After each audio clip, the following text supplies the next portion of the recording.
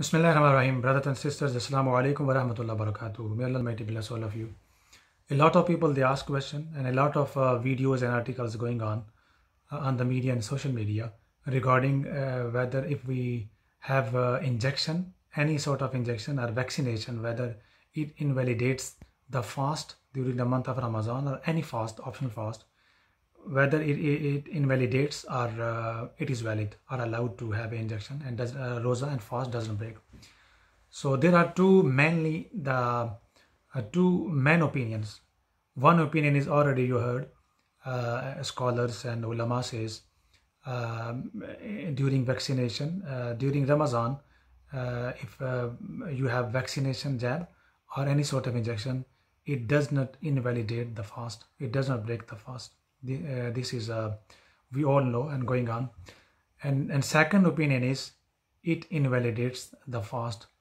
So firstly, I would like to urge people, and I would like to request, because virus is deadly and we are in pandemic in situation, very special circumstances.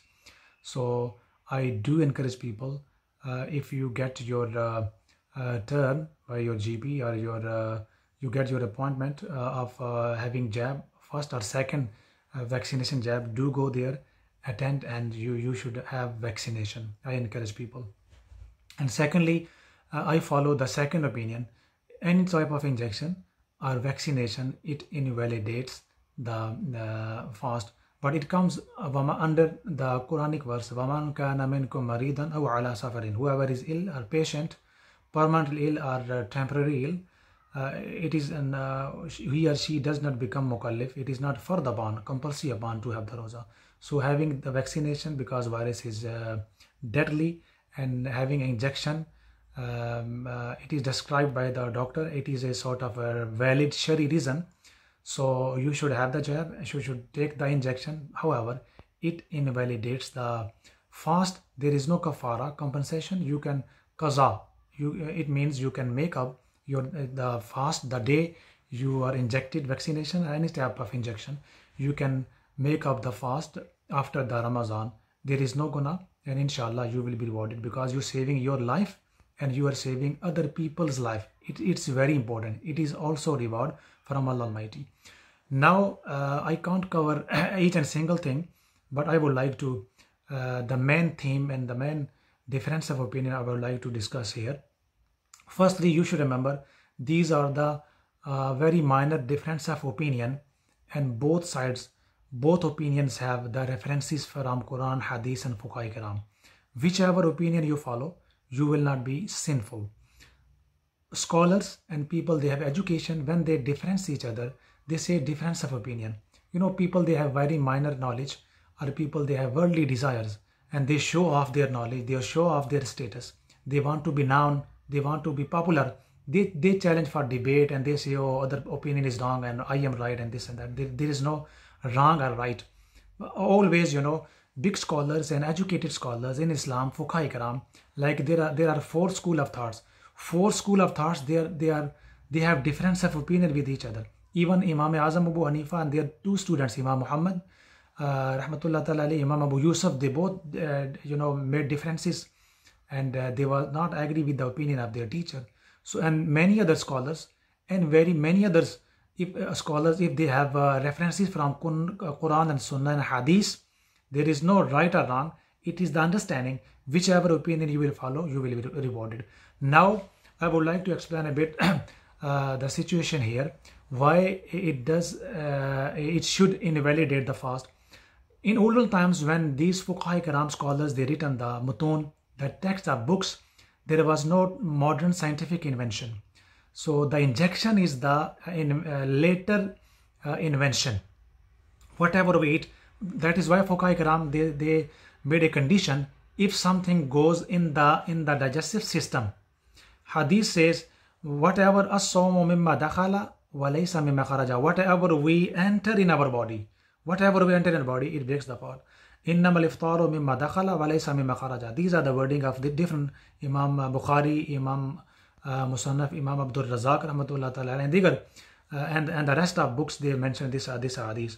So, and there are the exceptions too, like putting surma in the eyes, and performing ghusl or performing wuzu and kulli when we put water in our mouth. So these are the exceptions given by Prophet Muhammad sallallahu ta'ala wasallam. So in olden times, they made a condition, whatever we eat after the digestive system, the extra things becomes number one or number two, it goes outside the body. So after digestive system, our feed, our sustenance, whatever we eat, whether it is a medicine or whether it is the normal food, it becomes carbohydrates, molecules, proteins, vitamins, or minerals, or ions, vitamin A till Z. So these type of things becomes the part of the body and goes in directly into the blood and make healthy, faster or slow, and make changes in our body. And these are the things, like I said, molecules, carbohydrates and minerals, irons and so on, even including all sorts of medicines, make changes in our body. That is why Fuqaha says, if we eat via mouth or nose or known sources, then if khorak or food or medicine, anything goes inside the stomach, then it breaks the roza. Because injection is the invention of modern times.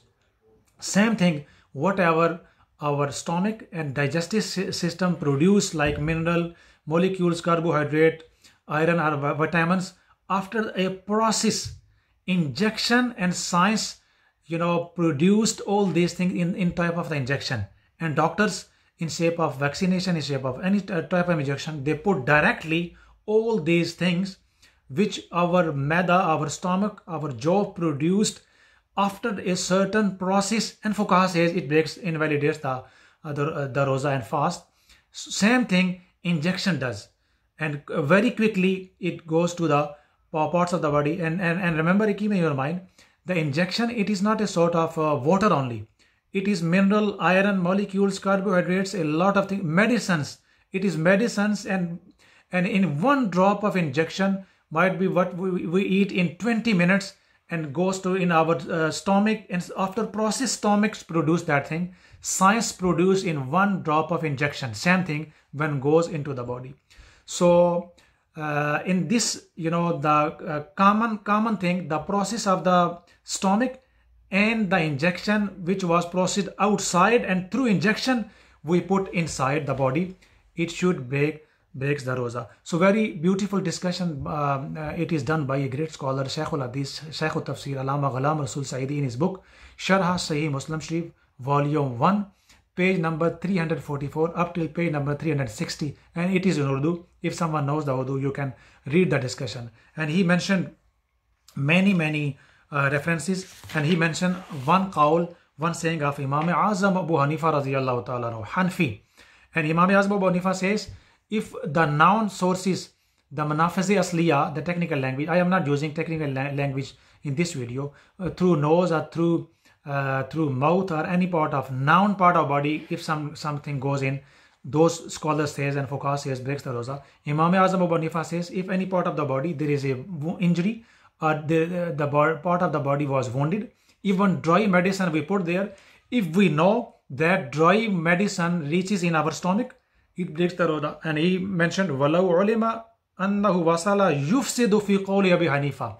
If we know, and if we know, and it is proved, whatever we put on our wound, our injury, and that medicine was dry, if we know and we have yaqeen that goes inside the body, then it breaks the roza. So according to the saying of Imam Azam Abu Hanifa radiyallahu ta'ala, and because injection is the today's scientific invention, that is why olden times Fuqaha Karam, they haven't mentioned about the injection, and the main sources, the noun sources they have mentioned. So according to my understanding, and I spoke myself with 3 medical currently working in NHS doctors. They said they all, whether injection is injected intravene or intermuscular, it goes straight to the all parts of the body and it affects whole body.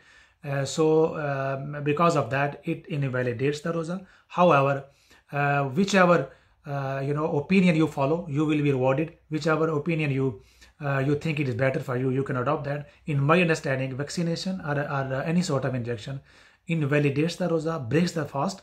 You can compensate, you can make up the roza after the Ramadan. It comes under waman kana minkum maridan.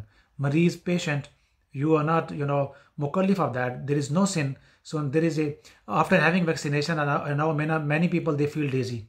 After having vaccination, many people, they want to eat something, drink something, want to eat something. They feel dizzy. Some people, they get fever. So it is better on that day after getting vaccinated or vaccination and injection, you should have something. If you feel something, if you feel okay, don't eat or drink anything. Complete your roza in respect of Ramadan.